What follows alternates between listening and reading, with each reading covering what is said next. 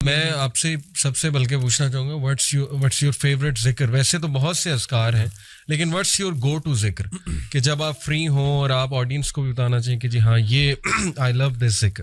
اچھا علی بھائی، میں آپ کو بتاؤں کہ ایک پریکٹس جو میری پہلے بھی رہی ہے اور اب زیادہ ہو گئی ہے، وہ یہ ہے کہ جب بھی میں ذکر کرنا شروع کرتا ہوں نا اللہ سبحانہ و تعالیٰ کا، تو میں استغفر اللہ اور اللہم اغفر لی سے آگے نہیں جا پاتا.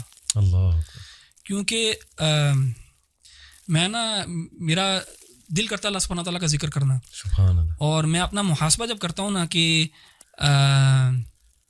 میری عبادات کا، نماز کا جب میں محاسبہ کرتا ہوں تو میں استغفر اللہ اور اللہم اغفر لی سے آگے نہیں جا پاتا.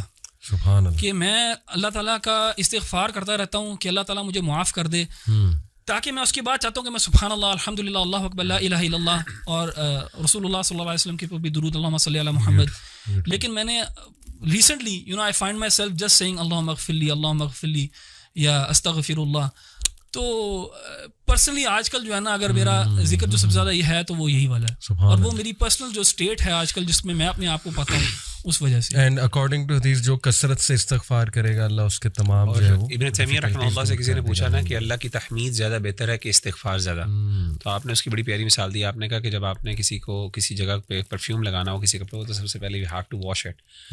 سو اس کی پرفیوم تو تحمید اللہ کی تو وہ ایک خوشبو ہے، اور آپ کی گندگی جب تک صاف نہیں ہوگی تو سبحان اللہ، یعنی استغفار کئی دفعہ پریسیڈنس رکھتا ہے اوور سبحان اللہ. Amazing example. اچھا، while I agree with what Ahmad بھائی نے کہا ہے، لیکن آن دا کنٹریری اگر آپ دعا دیکھیں یونس علیہ السلام کی، تو اس میں آپ کو ایک دوسری پکچر ملتی ہے. میرے لیے پرسنلی جو ہے نا، حوقلہ جس کو کہا جاتا ہے، لا حول ولا قوت الا باللہ، یہ بہت امپاورنگ، مجھے بہت امپاورنگ دعا لگتی ہے، کیونکہ اس میں جو ہے نا وہ اس بات ہے اللہ تعالیٰ کی طاقت اور قدرت کا. اور اگر آپ دیکھیں تو یونس علیہ السلام کی دعا میں بھی یہی ہے، یعنی کہ اس میں بھی اس بات ہے لا الہ الا انت سبحانک انی کنت من الظالمین.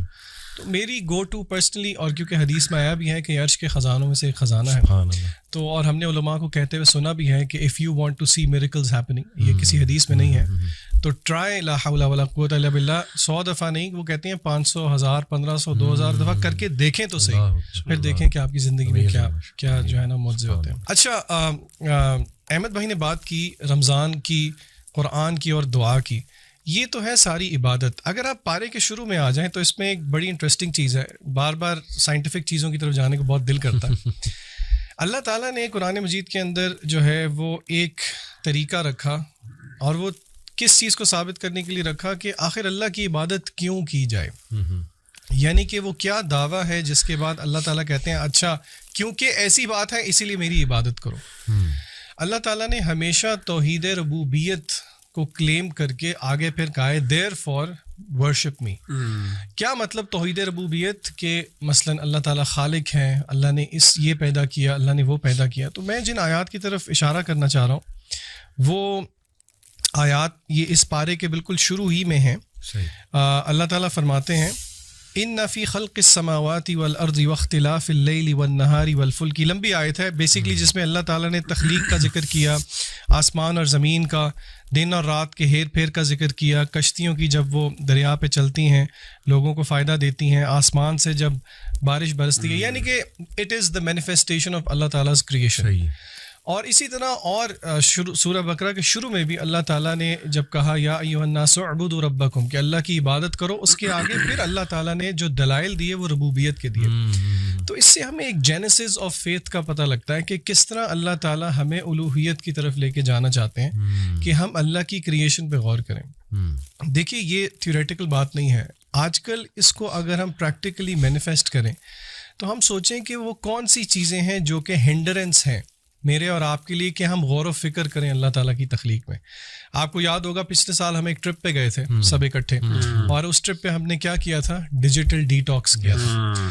اور ہم نے رات کو بیٹھ کے سب نے لیٹ کے، آپ کو یاد ہوگا آسمان کی طرف کوئی گھنٹہ 1.5 گھنٹہ جو ہے وہ تاروں کو آبزرو کیا تھا، سورہ ملک سنتے، اور ہم سب نے ایگری کیا تھا کہ اس طرح ٹائم نکال کے اللہ کی کریشن کو شاید ہی ہم کبھی آبزرو کر لیں. بالکل صحیح. تو ہم اپنے بہن بھائیوں کو یہ مشورہ ضرور دیں گے کہ آپ کبھی نہ کبھی اپنے آپ کو تھوڑا سا کٹ آف کر کے اس پہ غور و فکر ضرور کریں, کیونکہ اللہ تعالیٰ نے اس کو دلیل بنایا ہے اپنی الوہیت کے لیے. تو I think this is very empowering. ویسے یہ جو ربوبیت آپ نے بات کی, اٹس اے بیوٹیفل کانسیپٹ. اس کو اگر تھوڑا سا اور ہم آڈینس کے لیے ایکسپلین کر دیں تو بڑا امپاورنگ ہوگا کہ ایگزیکٹلی توحید الربوبیہ میں کیا کیا جو ہے وہ آتا ہے. میرے خیال سے شیخ مغیرہ سے میں ریکویسٹ کروں گا کہ آپ ربوبیت پہ تھوڑا سا ذرا ایلیبوریٹ کر دیں پلیز.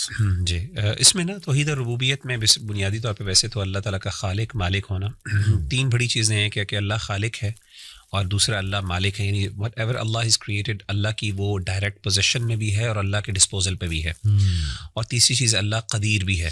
یعنی یہ تین, الملک والقدرہ اور ایک خلق, یہ تین بڑی کوالٹیز عام طور پہ توحید ربوبیہ کے اندر کوٹ کی جاتی ہیں. یعنی اللہ تعالیٰ نہ صرف خالق ہے, اللہ آنر بھی ہے, اور اللہ کے پاس نہ صرف اللہ خالق ہے تو اللہ کے پاس ایک نیچرل رائٹ بھی ہے, اور تیسرا اللہ کا ڈسپوزل بھی ہے, یعنی اللہ کے مرضی کے مطابق کچھ پتہ ہل بھی نہیں سکتا. یہ تین کوالٹیز جو ہیں یہ پرائمریلی ایک توحید ربوبیت کا کانسیپٹ ہے, اور میں سمجھتا ہوں جس بندے کے اندر توحید ربوبیہ کا کانسیپٹ صحیح معنوں میں انٹرنلائز ہو جائے نا, وہ کبھی بھی شرک نہیں کر سکتا, کیونکہ توحید ربوبیہ necessarily necessitates actually in fact to الوہیہ. اور یہی اللہ تعالیٰ نے ہمارے ہاں عام طور پہ بعض دفعہ یہ کہہ دیا جاتا ہے کہ توحید الربوبیہ بندے کا پرفیکٹ ہے, توحید الوہیہ نہیں. صحیح اس میں جو محققین کی رائے وہ یہی ہے کہ توحید الربوبیہ اگر ایگزمپلری ہو تو it should necessarily lead to توحید الوہیہ. اور جو بندہ ایکچولی میں انٹرلائز کرے کہ مالک بھی اللہ ہے, خالق بھی اللہ ہے, اور قدرت بھی اللہ کی ہے, تو یہ ساری چیزیں باقی why is anyone a third person worthy of worship in that.